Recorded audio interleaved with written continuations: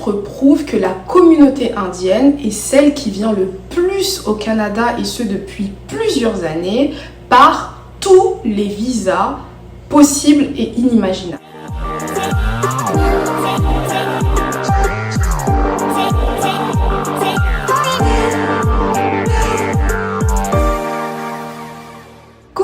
J'espère que vous allez bien, je me présente, je m'appelle Aménan et bienvenue sur l'Éveil Ivoirien.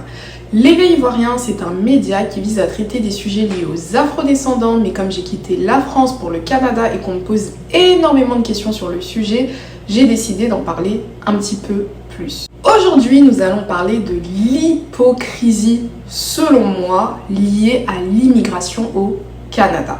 Tout au long de la vidéo, vous allez vous rendre compte que c'est plus un problème qu'une hypocrisie, mais selon moi, on parle ici d'hypocrisie, car lorsqu'on a conscience des erreurs qu'on commet et qu'on n'essaye pas de contre-attaquer ou de changer certains aspects, etc. pour améliorer les choses, pour moi, c'est de l'hypocrisie, tout simplement.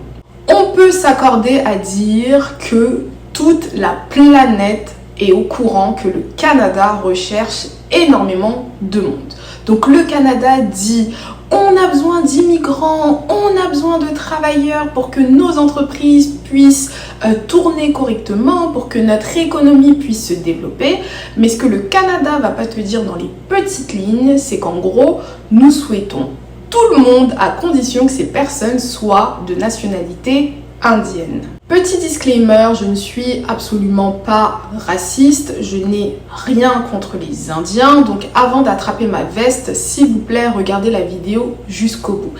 En plus, je ne suis pas la seule à pointer ce problème du doigt, donc j'ai peut-être un petit peu raison.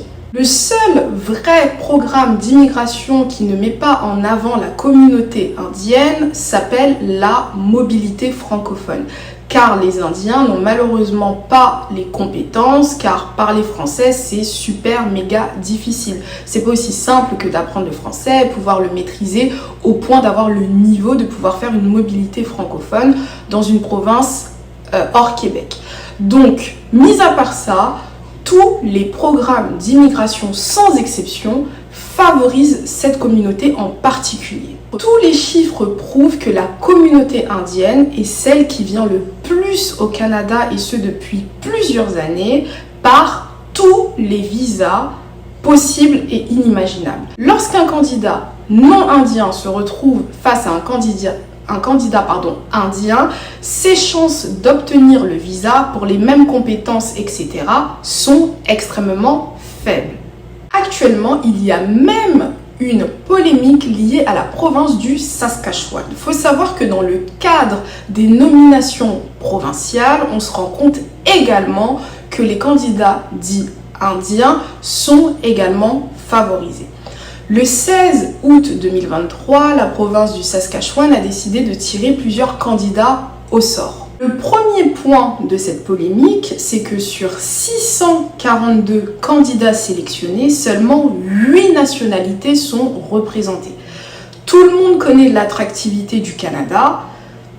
C'est difficile à croire qu'uniquement 8 nationalités ont potentiellement appliqué pour pouvoir être sélectionnées par la province du Saskatchewan. Donc ça, c'est vraiment le premier point qui est un peu bizarre. Donc 8 nationalités ont été sélectionnées. Parmi les 8 nationalités, il y a 431 Indiens qui ont été sélectionnés, 35 Irlandais, 176 d'Europe de l'Est, donc Pologne, Allemagne, la Slovaquie, l'Ukraine, etc. Le deuxième point qui a fait énormément polémique, c'est que le Saskatchewan souhaite faire un programme pilote de désignation de candidats qui sera principalement basé sur leur nationalité. Vous prenez le premier point en considération plus le deuxième point et on comprend clairement que le Saskatchewan va rayer de sa liste de nouveaux arrivants énormément de pays avec des personnes ayant du talent, des personnes ayant les compétences, des personnes ayant les diplômes. pour pouvoir s'insérer dans le Saskatchewan, travailler, etc. Là maintenant vous allez me dire ok mais quel est le problème, les Indiens ils ont de la chance, c'est leur problème, etc. Il n'y a pas de souci et je n'en disconviens absolument pas. Il ne s'agit pas ici de faire le procès des Indiens, pas du tout, au contraire qu'ils profitent de leur chance pour venir au Canada, pour vraiment s'implanter, faire ce qu'ils veulent, etc. Mais moi ce que je dénonce c'est vraiment l'hypocrisie du Canada. Vous faites venir en masse un peuple ayant plus de 1 milliard de personnes sans faire d'efforts et sans faire appel à l'immigration. Pendant que vous avez atteint à peine les 40 millions de personnes en faisant énormément de promotions, en faisant venir énormément de monde, donc en faisant appel à l'immigration.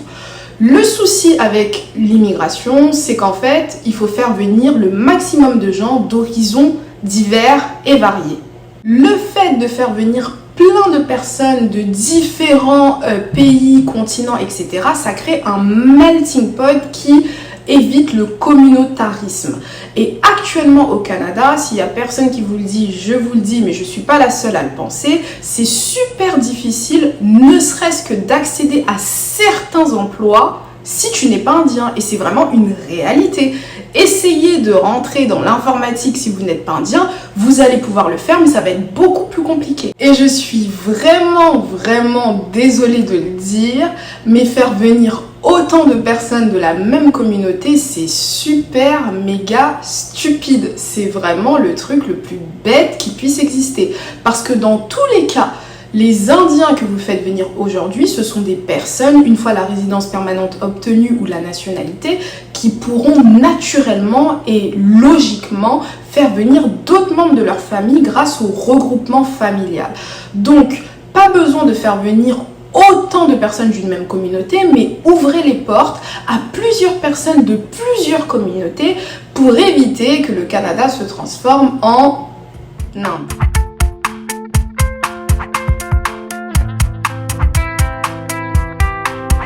Poussons le bouchon un petit peu loin et vous allez comprendre aussi pourquoi certains Indiens, même nés au Canada, se plaignent.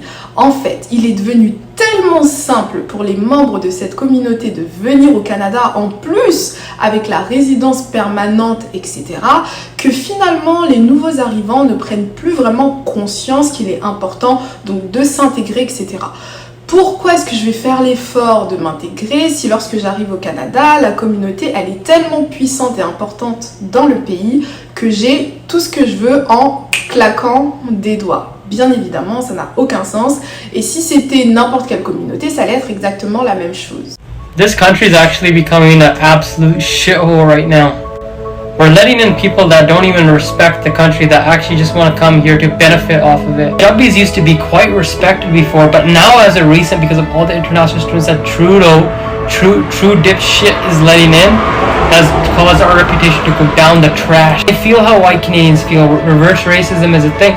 Trust me, Canadians of color do face it too. I hear people talk shit about Canada. This is my country. My country is not India. I was born here. I was born and raised here. I need people that have shared values. People that are just coming here to benefit off this nation. I'm looking for preserving Canadian identity, Canadian culture, our values, our morals. Without that, we're a lost cause. This country is so great.